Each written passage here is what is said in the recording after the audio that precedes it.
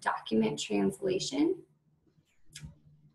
And then we're going to have a quick review of our data collection and the data that we do have to collect and what that looks like on your end.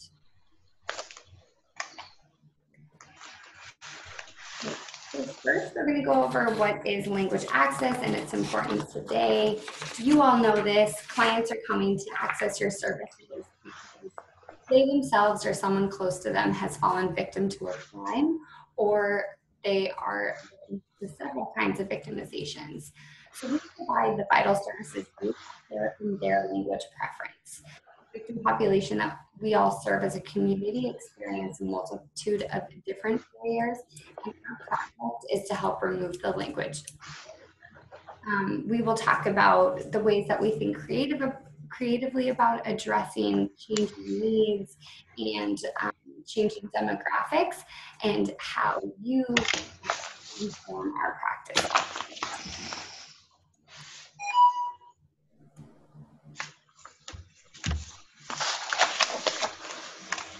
I'm just going to take a moment to mute everyone in the room just because we're experiencing a lot of feedback.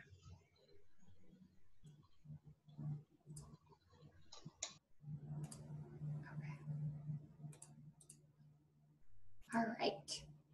So these are just on your handout, you'll also see them. There are quite a number of instances in which we see folks are not getting the services and are being denied benefits because of a language barrier. The great part about the community here in DC is that there's been a strong response and a very diverse interpreter community that helps address and serve the clients that you. So we're going to go ahead and start with in-person interpretation, which is the bulk of the services that we offer through the Victim Services Bank. The objectives for this part of the training is to review the languages for which we provide in-person interpretation, to understand the roles and responsibilities of the interpreters that we provide. We'll go through the scheduling system, which is Salesforce, and we'll review the common issues that arise and how to avoid them to make this process as easy as possible, and briefly talk about the data collection process. On the screen, you'll see the 11 languages that we currently have available for in-person interpretation. On Salesforce, we will show you a part where you can see when you're able to choose the language in which you need interpretation. I will say that this list fluctuates during the year. We have strict qualification processes for our interpreters.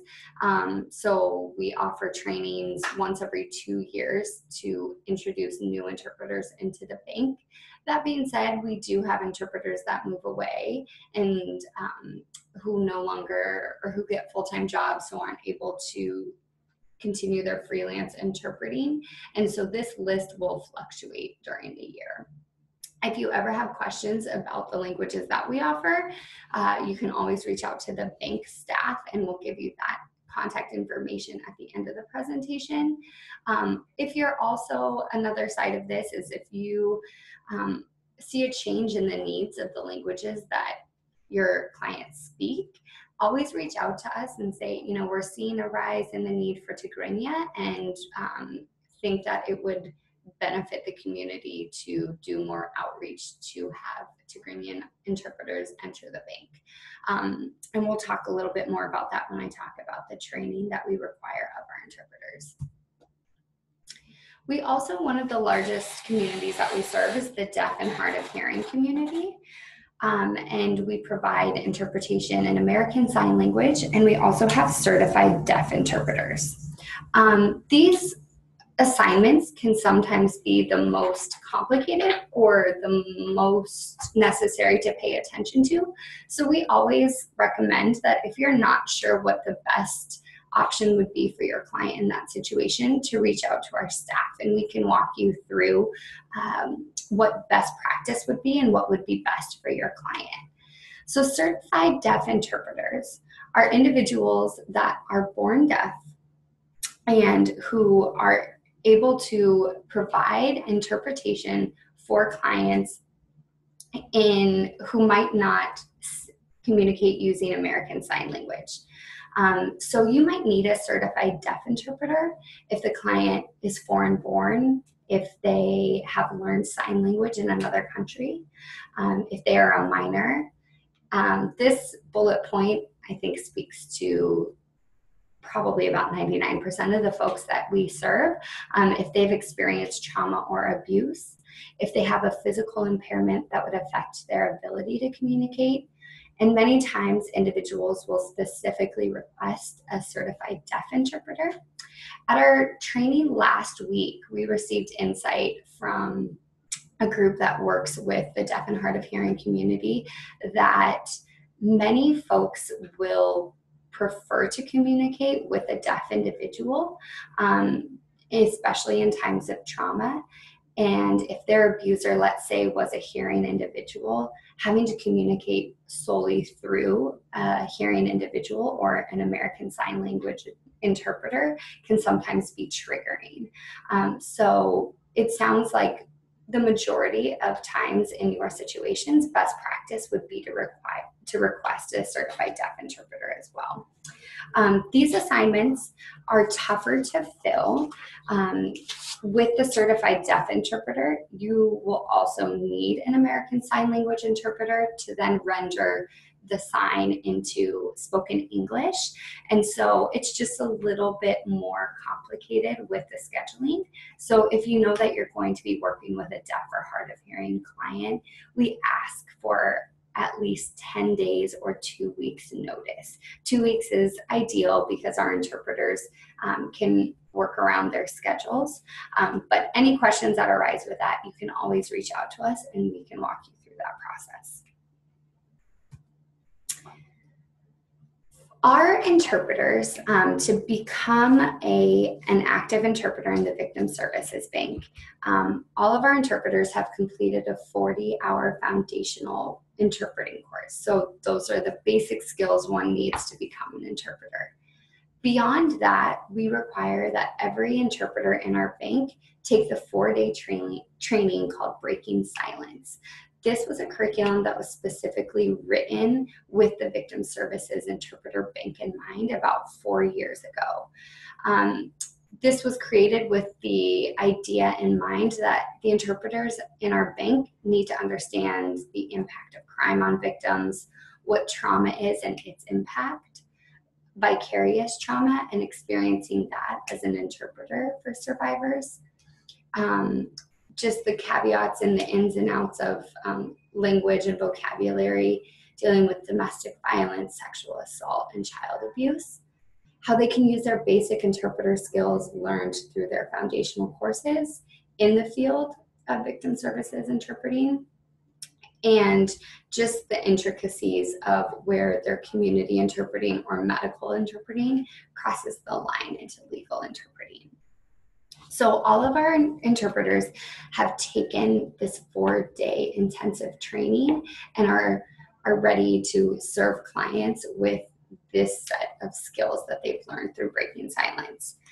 That being said, we have received our funding for the next fiscal year and are going to offer a Breaking Silence training in the spring or early summer. This is exciting for us because we've really only been able to offer this once every 2 years. And like we mentioned, this is the only way that interpreters can become interpreters in our bank. So right now we're starting to do our outreach and our recruitment for that training. It's a free training that we offer for experienced interpreters.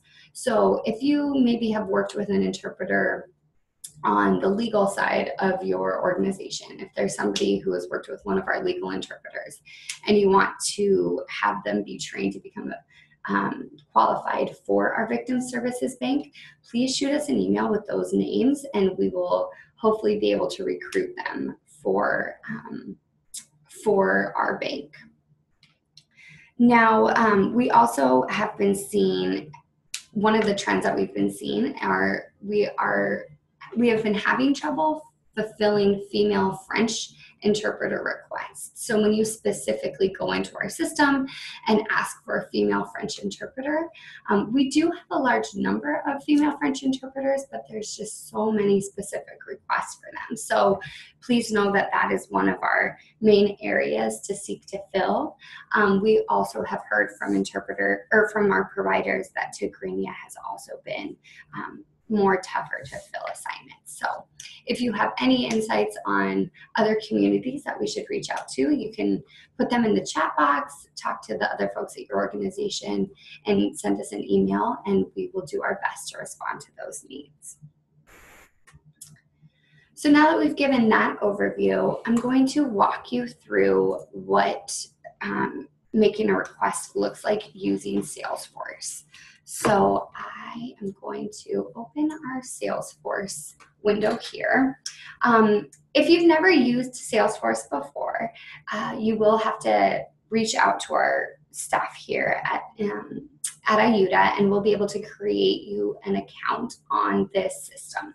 This is the only way that you will be able to make interpreter requests.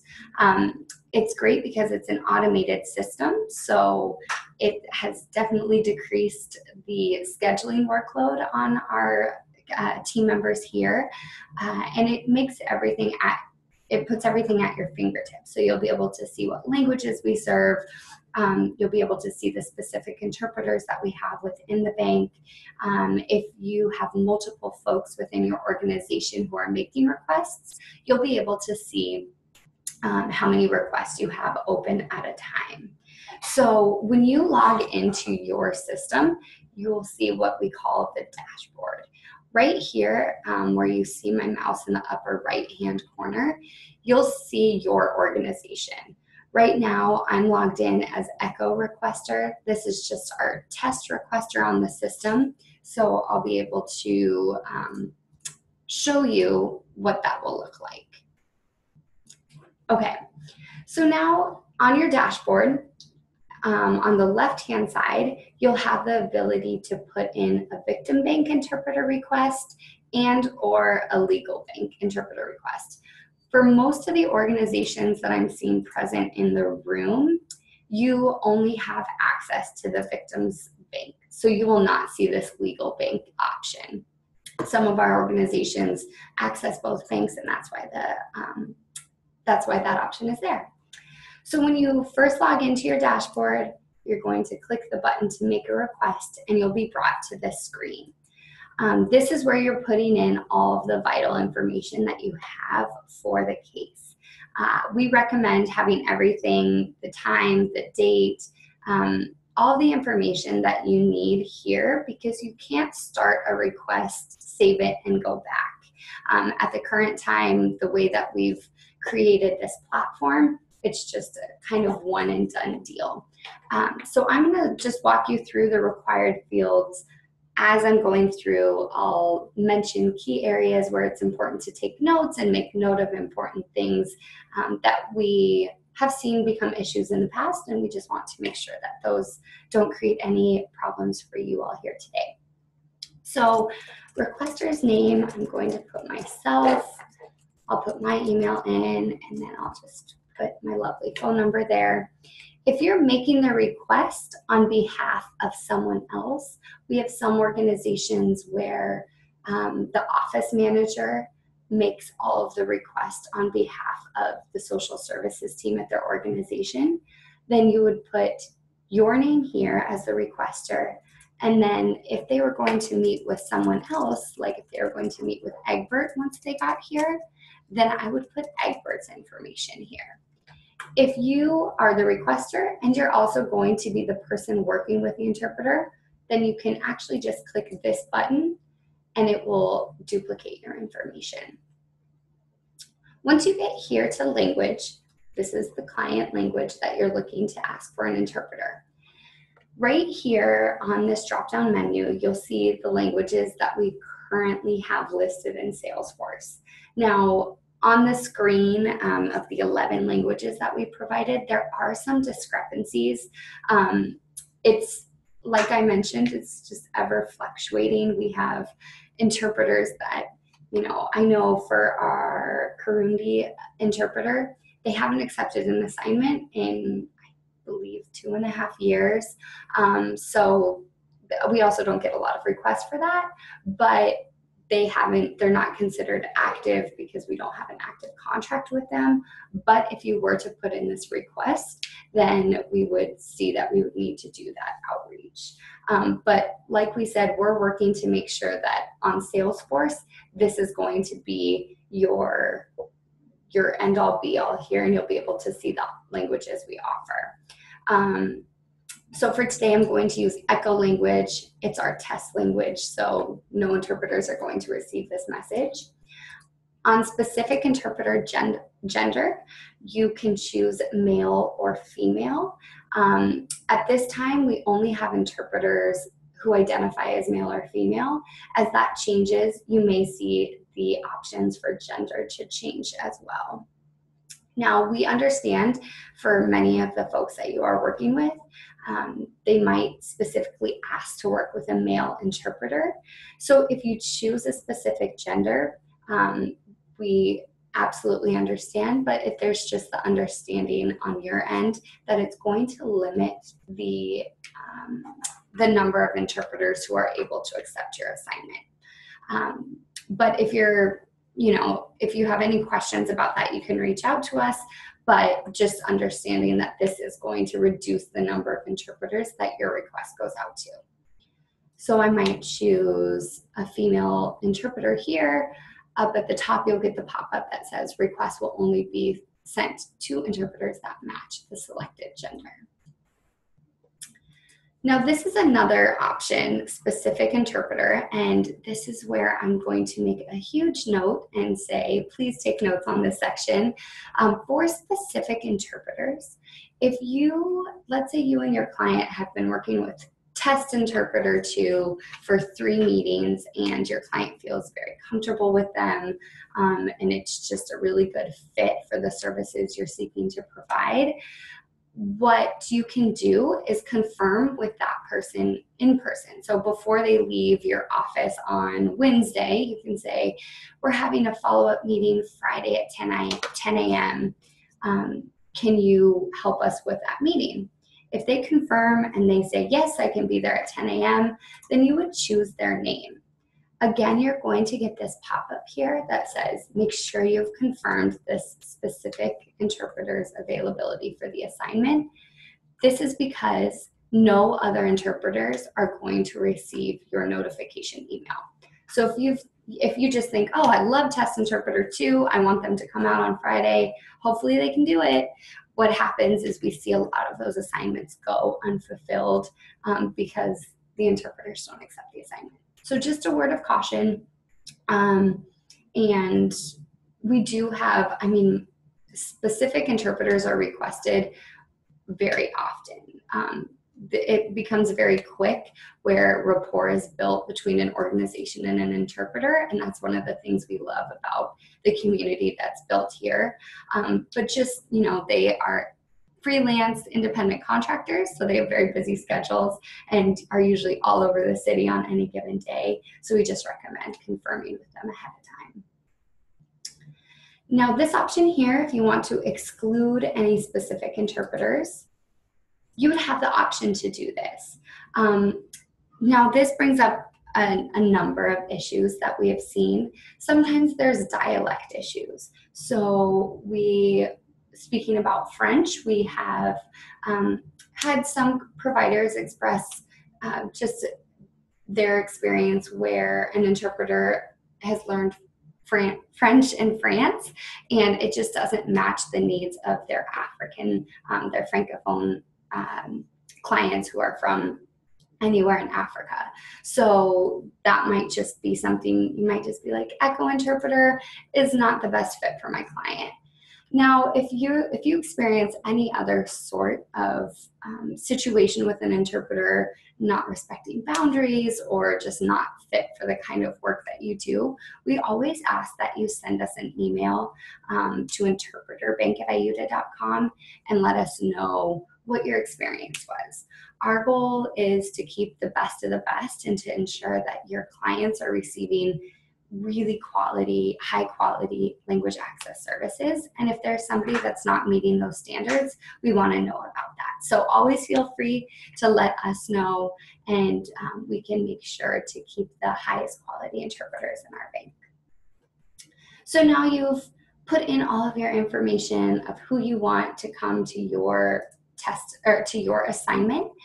The next option here is asking if a site translation is required.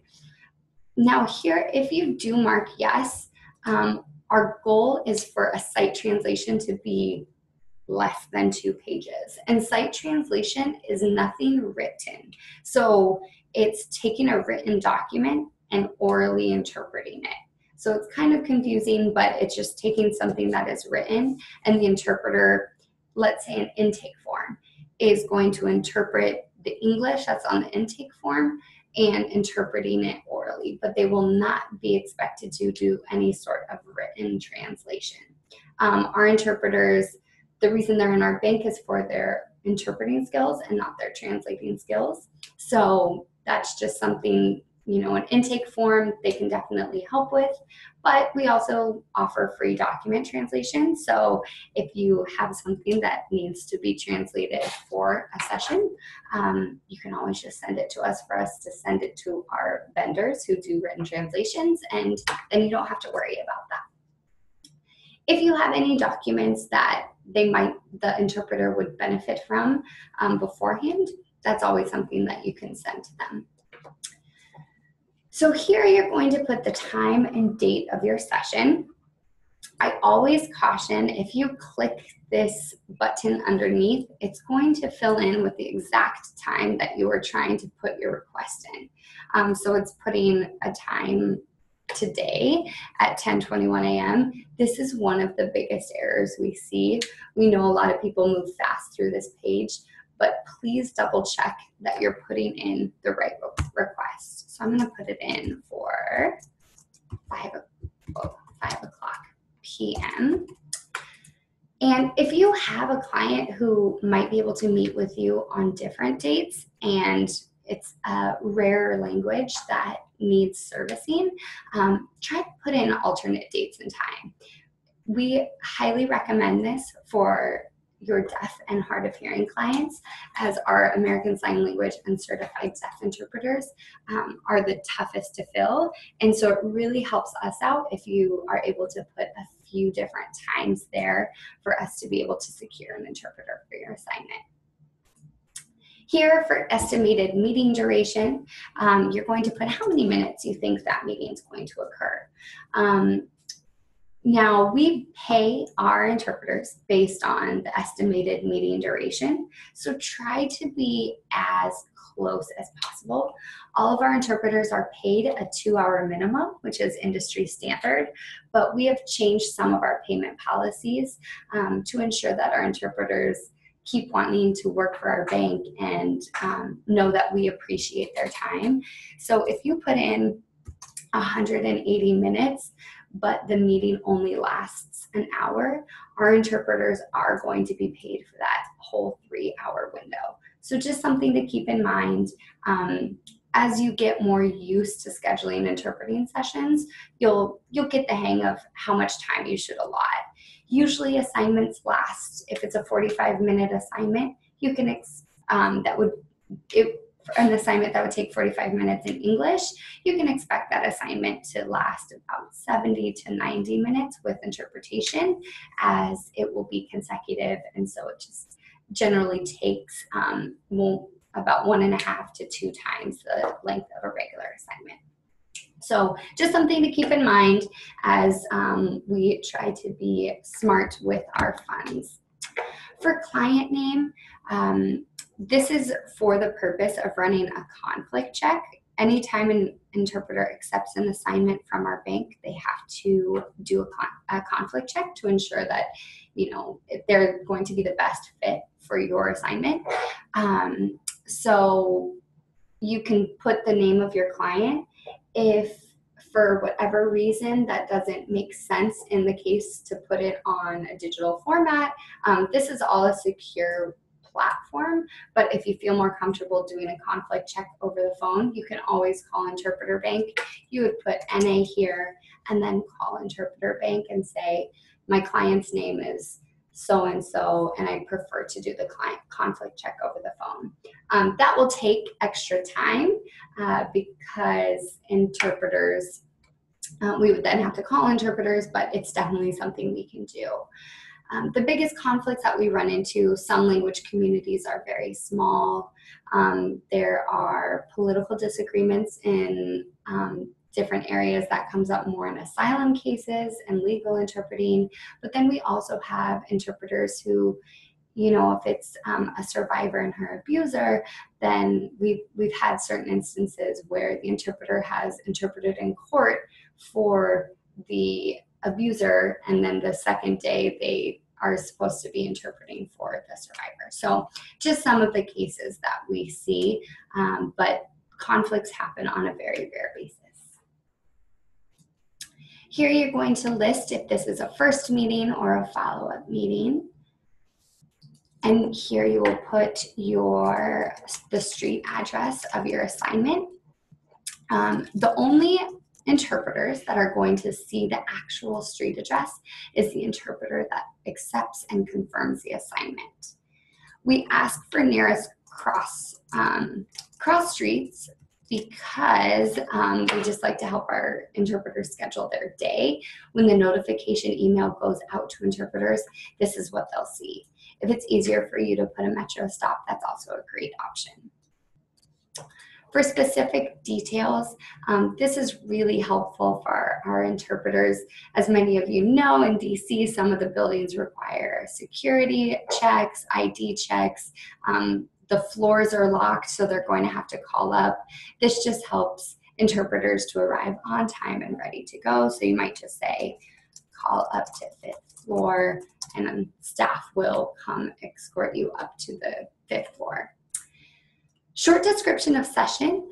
This information goes to our interpreters. This is not for Ayuda staff in any sense. This is for our interpreters to ensure that they are the best fit for your session. We have some people who just say psych eval, and what's tough with that is there can be a lot of different factors that go into that evaluation. It might be triggering for some of our interpreters, but we just ask for as much information as possible. You know, some of the vocabulary that they might need, what kind of a case this is, if it's a domestic violence case, if it's sexual assault involving minors. There's just information that you can put here. Our interpreters will ensure that they have, you know, reviewed and refreshed the vocabulary necessary, and to make sure it's the best fit for them. So try to put as much information as possible in this section.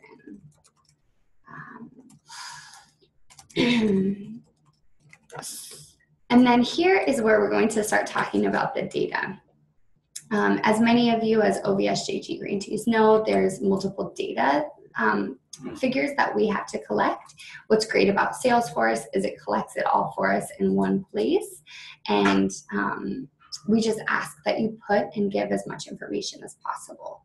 So has your organization provided demographic information for this client to the bank, either through live interpretation or telephonic, already this quarter? Either yes, no, or I don't know. If you hit yes, that means you've served this client before. We don't need any more data on them. Your interpreter request is ready to go. If you put no or I don't know, you're going to be asked for more information. So trying to identify the type of victimization, and if your client self-identifies as any of the following categories. So for here, there's many options. These are the options listed by our VOCA funders. So if you don't see the type of victimization, we've heard that torture is not listed here, then you would just hit other. And then you would just try to identify with which of these categories your client identifies. As many or as little, if you don't know, you would just put unknown. and then your victims type, if they're primary, secondary, or unknown. And then this is another question, if they are a new or continuing client this quarter. If they are a new client that they just began service during this reporting period, you're going to be asked for even more information. Again, if you don't know yet, what's tough a lot of times is these are intake meetings and you don't have all this information on your client. Go ahead and just put unknown. And then if this client uses their services again, then you can put their information in. If it's continuing, then you're done. You don't have to enter any more data. I know this can be a very convoluted part of the process. We like to see it as this is the only price that you'll have to pay to access the free language services. If you're not sure how to answer questions, you can reach out to us, somebody else within your organization who's used our language access services before, but we're here to help in any way possible. So once you have all of the information, all of the red boxes are complete, you would hit save, and then you'll be brought to a page that gives you a summary of the information you put in. You've checked, everything looks good, then you can just go back to your dashboard. If you ever make a mistake with an assignment, we ask that you immediately send an email to Interpreter Bank. We are the only ones who are able to edit assignments and edit maybe start times, end times, the location. Please do not cancel the assignment if it's just an error that was made. We can help you with that. So once you make your assignment, you're going to have your dashboard, and up at the top you'll have your active victim bank requests. And so these are the ones that have not yet occurred, and they are waiting for interpreters to pick them up. Down here at the bottom, you'll have completed victim bank requests, so you'll be able to see all of the different requests you've made. So here, you'll see all the information. Right here for status, if it's pending, that means that an interpreter has yet to pick up the assignment. Covered assignment means that an interpreter has been assigned. With this status, you can always go in and check your dashboard. Our staff checks every 2 to 3 days to make sure that upcoming assignments have interpreters assigned to them. If we see an assignment is occurring in 2 days and an interpreter has not yet picked up that assignment, we will call the interpreters just as a last resort to see if anybody can do the assignment. If they can't, we will call you and ask you to try to reschedule or perhaps use Language Line for that meeting. If it comes to be that your client calls you 2 days before and says that they can no longer make an assignment, then you would just hit this cancel button here, and it will ask you if you're sure to cancel this request. Just one note about this that we ask for you to keep in mind is we understand that the work that you do, client no-shows and cancellations are just a part of what we do, and that's fine. But if an interpreter request is canceled with less than 24 hours notice, we do pay our interpreters for the estimated duration of that session. To give you an idea, the range of our interpreters, we pay between $30 and $50 an hour based on experience, and they one canceled assignment can quickly become $150. It happens from time to time, and we totally understand, but just something to ensure that you're confirming assignments with clients beforehand, and if anything comes up, just contact Ayuda. So that is the rundown of Salesforce. I will send a PDF which has the instructions for using Salesforce, so you'll have that at your disposal, and that will help you walk through the steps that I just went through today. If you have questions about that or the data collection piece, those are questions to keep in mind as well. To review some of the common mistakes that we went through. These are just things to keep in mind. With Salesforce, what's great about it is everything is automated, but that also means that anything that happens is recorded on Salesforce. Everything is reported back to OVSJG, and we just like to make sure that all of the information that we have is correct. So these are some common mistakes that we see happen and how to fix them. If you've previously arranged with an interpreter to come to an assignment, but then they show up and you realize that you forgot to put the appointment into the system, don't put the assignment in at the last minute. So if it's 10 a.m. and your assignment's supposed to start at 10 a.m., instead of entering that assignment at 10 a.m., give us a call and we can put that assignment in for you.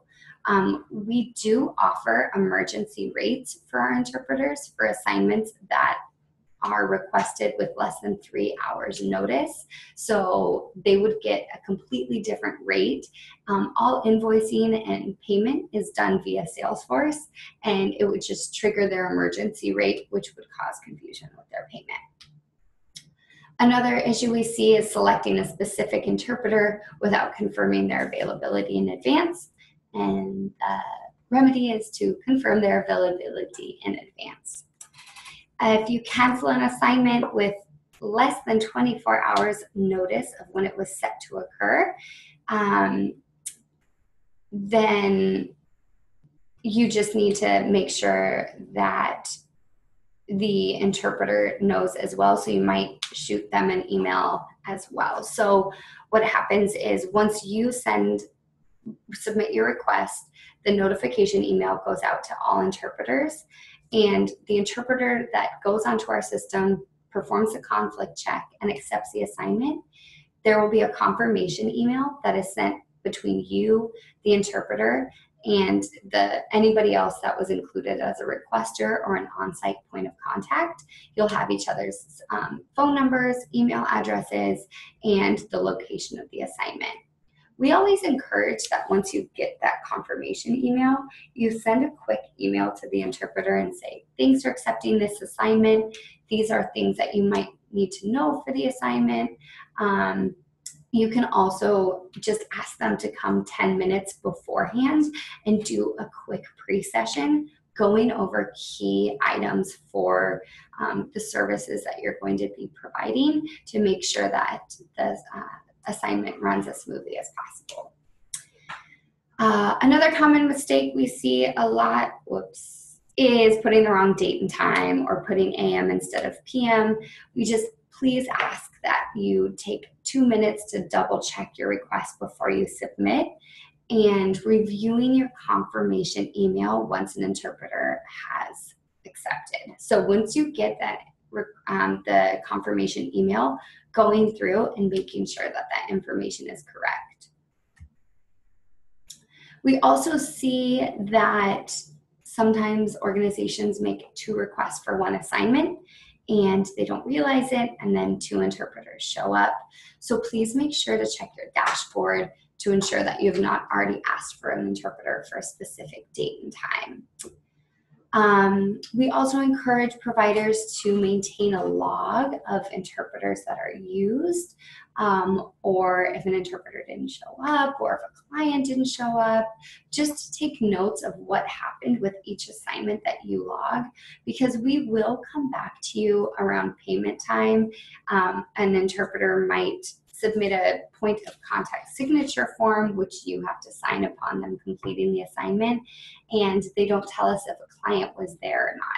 If we have any confusion about an assignment, we will reach out to you. So we just ask that you keep notes on what occurred so that those emails are quick and easy.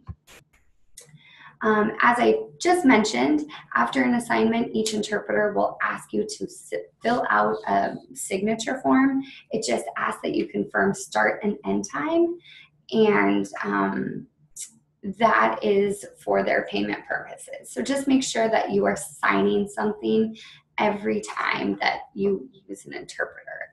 Our interpreters are pretty good about asking for that because that is what gets them their money. But just make sure that you are doing your part, because we don't like to bother you after the fact contact asking to confirm that an assignment occurred. And if you have ever any trouble with this whole process for live in-person interpretation, you can contact the Salesforce guide that I am going to be sending after this webinar. You can talk to the VSIB point of contact at your organization, or you can always just email interpreterbank@ayuda.com. That email is managed by 3 to 4 people on any given day, so that is your best bet to get a quick response. So that is the nitty-gritty, probably the most detailed part of this presentation. For the next about 15 minutes, we'll be going over telephonic interpretation and data and document translation, and woven throughout these two pieces will be the data part. Again, if you have any questions, you can always just put them into the chat box and I can address them for the whole group. For telephonic interpretation, we'll talk about the information you need to use LanguageLine, which is our telephonic service. We'll talk about data collection, how to use LanguageLine for spoken assignments and for video relay interpreting, and then understanding the feedback process. So LanguageLine is a service that we use to come in handy when we can't provide a live interpreter for you.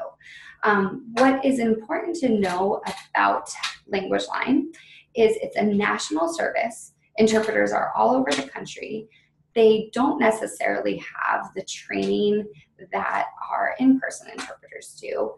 And it's just a different process. It's a great resource to have. We obviously prefer in-person interpretation, but it's great to use if you want to confirm an assignment with a client the day before. We also encourage folks to use LanguageLine if they want to ask a client how a session went with an in-person interpreter. To get some feedback, it's really nice to just, as soon as the interpreter has left, then you can use LanguageLine to do a quick check-in with your client to ensure that they're feeling comfortable with the interpreter that was provided. So how to access an over-the-phone interpreter. Following this meeting, I will send specific instructions for our new organizations.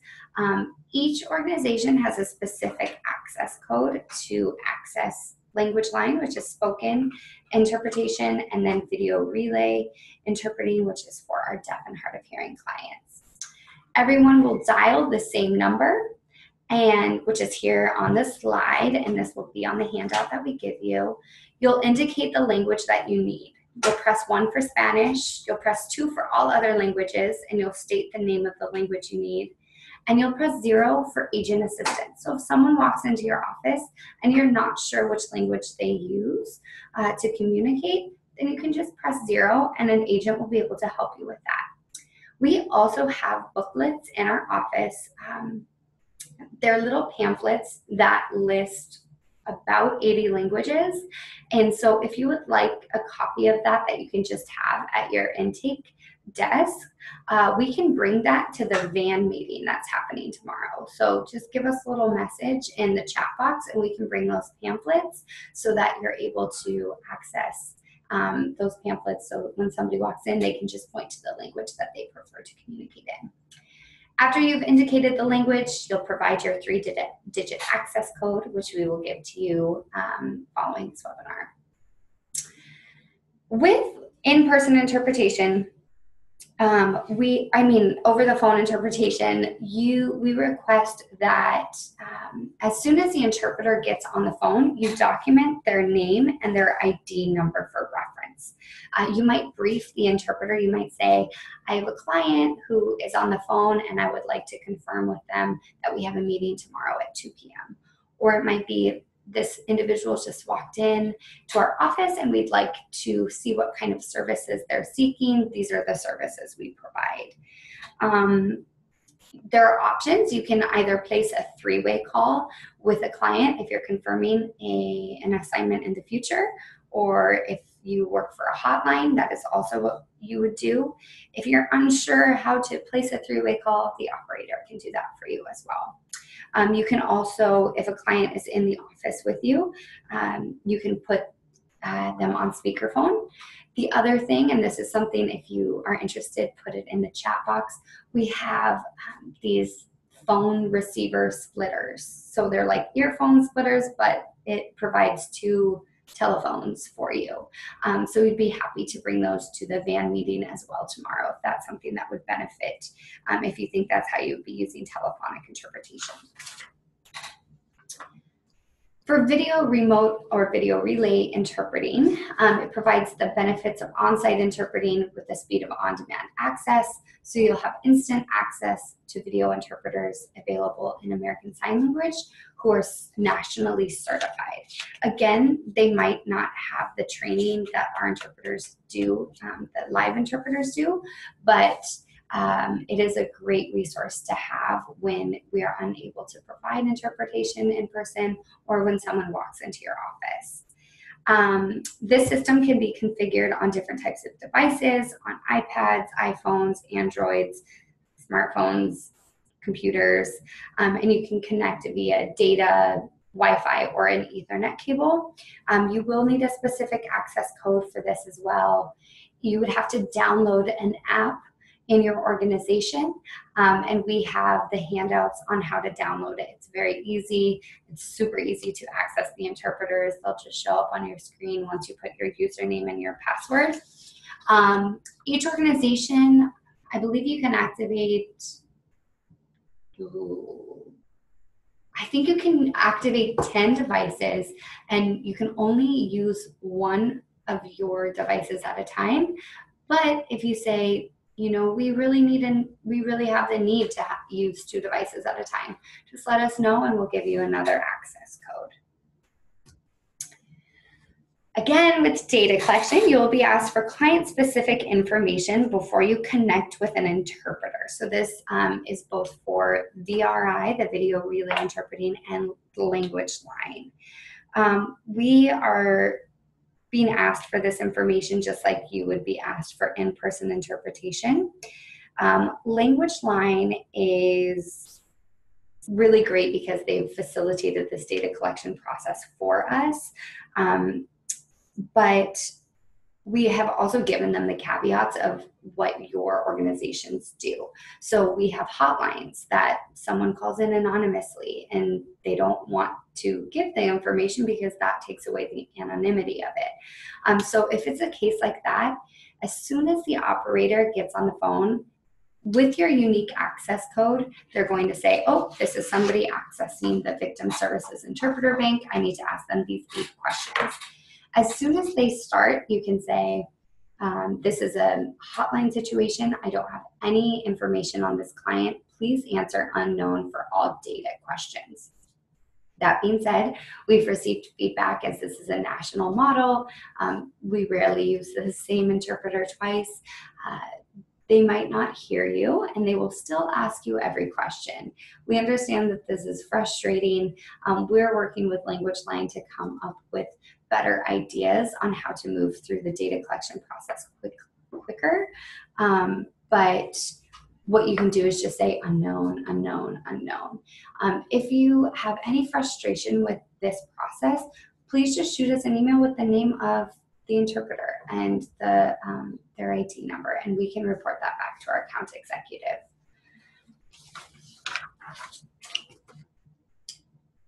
The question is, if you have to collect data for phone calls made in an emergency, crisis, or hotline situation, again, just please state unknown for the questions that you cannot answer. If you have information following the phone call, if you get information, you can then report back to us, but we completely understand that the goal of this is to ensure that folks that are in crisis receive the services that they need. And so unknown is a great answer for us. We would love to just make this process quicker and more streamlined. If you have any thoughts or feedback on that, please let us know and we'll try to incorporate that while still meeting the data collection needs. If you ever are to have an issue with language line, we ask that you document the date and the time of the calls for which your advocates or your staff indicate experiencing an issue. And then what you'll do is you'll submit a voice of the customer form online through this link. This goes directly through language line, and you'll document or you'll indicate the interpreter ID as well as their name that they give you at the beginning of the assignment. Then you would also contact our account executive, Joe Matthews, and we ask that you carbon copy us. The more feedback we get, the more we can tailor the system and ensure that we are still offering high quality telephonic interpretation services.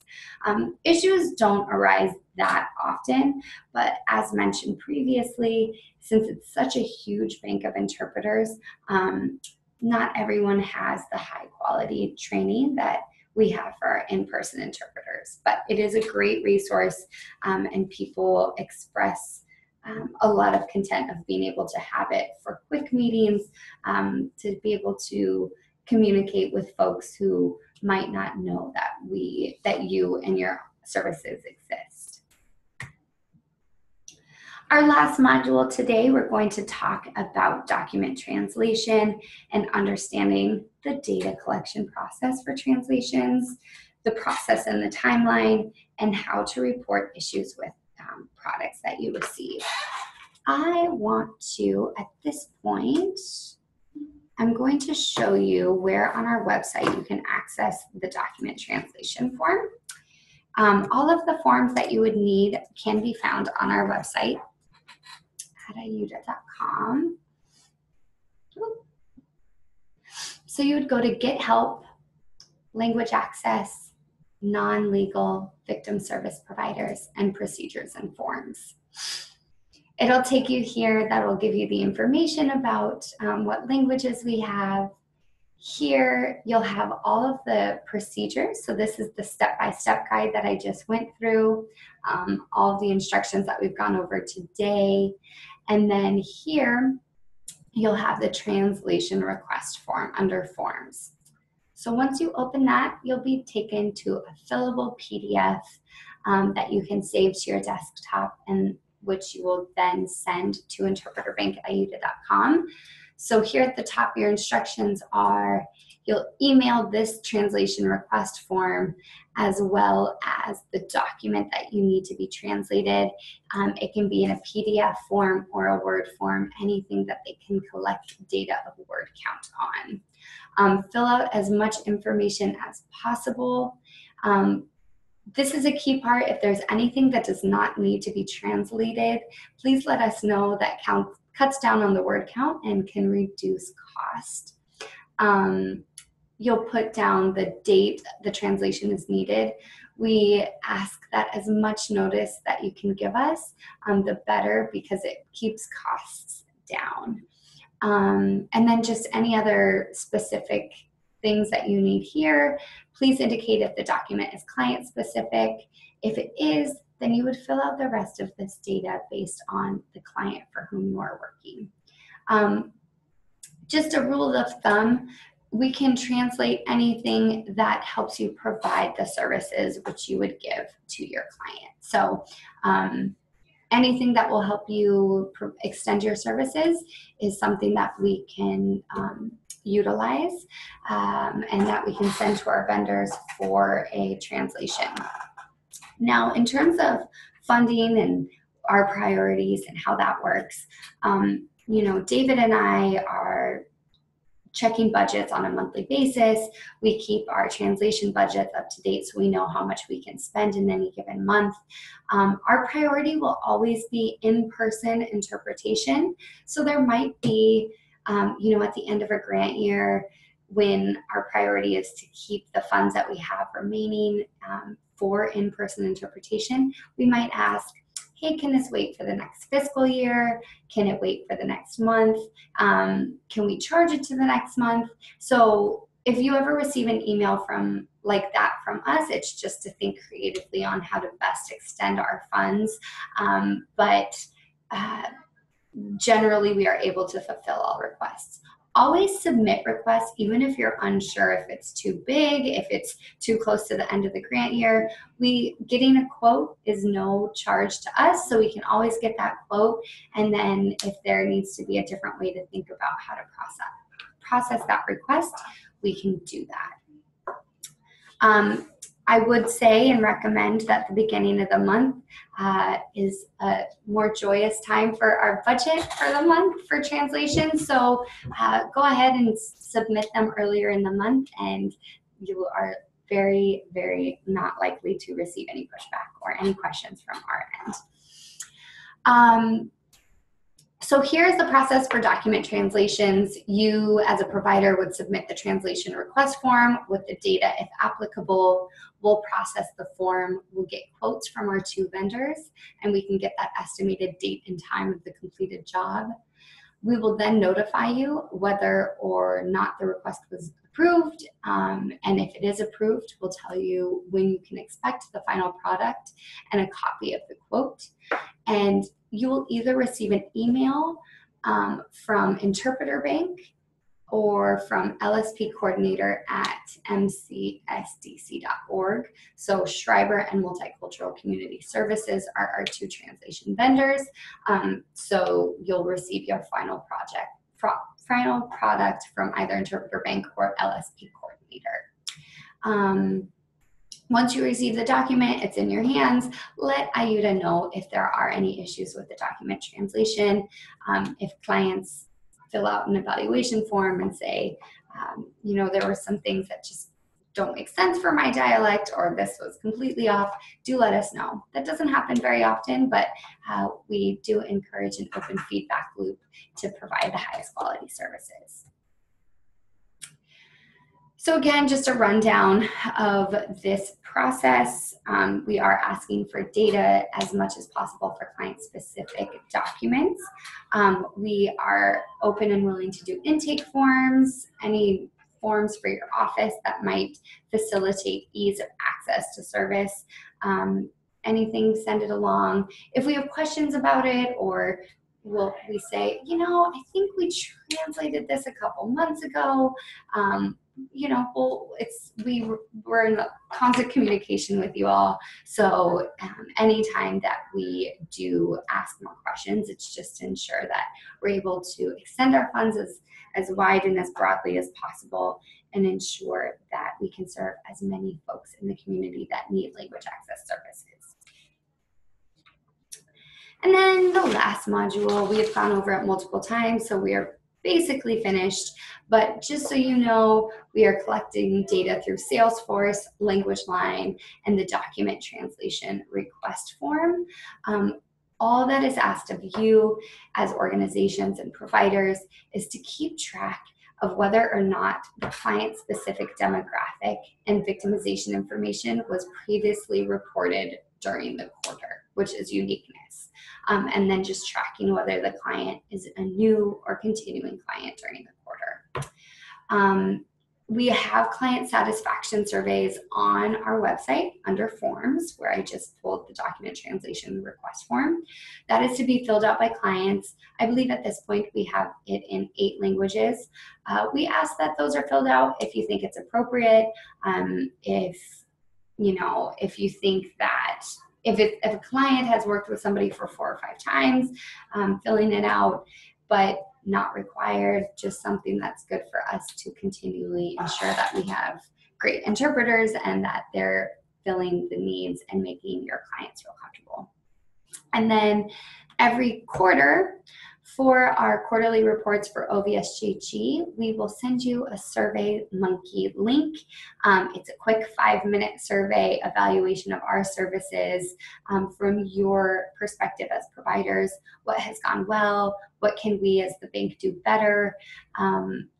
Anecdotes that might help us inform our practices in the future, and also if you've had any issues. But we do encourage you, don't wait for that quarterly survey that comes out. If you have an issue tomorrow, just send us an email. Usually the issues that come up are remedies that can be fixed or brainstormed very quickly, and that really helps us ensure that our services extend to as many folks as possible and that the trust is maintained with our interpreters and services that are provided. Here is the contact information for our wonderful staff here. David Stibe, whom many of you know as our director. Marilyn Lovo is our coordinator, one of the coordinators, along with Egbert Ospina. If you have any questions, please do visit our website at that link that I showed you, Get Help for Language Services, or always email us at interpreterbank@ayuda.com. That is the end of the information that we have for you today. So a 2-hour presentation was condensed into 1 hour. So hopefully everything made sense. Egbert and I will stay on for another 5 to 10 minutes for the chat option. You will receive a follow-up email from us shortly with the PDF of the Salesforce guide, links to our website. But you know, our door is always open. You can come visit us. We're downtown now at 14th and K. Give us a call if any questions arise. If you're a new provider and think this is great, I'd love to train my whole staff, give us a call. We can set something up for organization-wide trainings. Yesterday, we did a training with one of our providers for best practices when working with an interpreter. We can go into that with your staff if you've never worked with interpreters before, or anything that comes up that you think we can help with, just let us know and we'd be happy to help. Otherwise, we hope you have a great rest of your Thursday. Egbert and I will be at the VAN meeting tomorrow, so hopefully get to see some of you in person. If you would like the language line pamphlets or the language line receiver, phone splitter, thingamabobs, we can provide those as well. Just leave a note in the chat. We are recording this, so this will be up on our website by the end of the week for future reference. But let us know if we can help with anything else, and we'll see most of you tomorrow.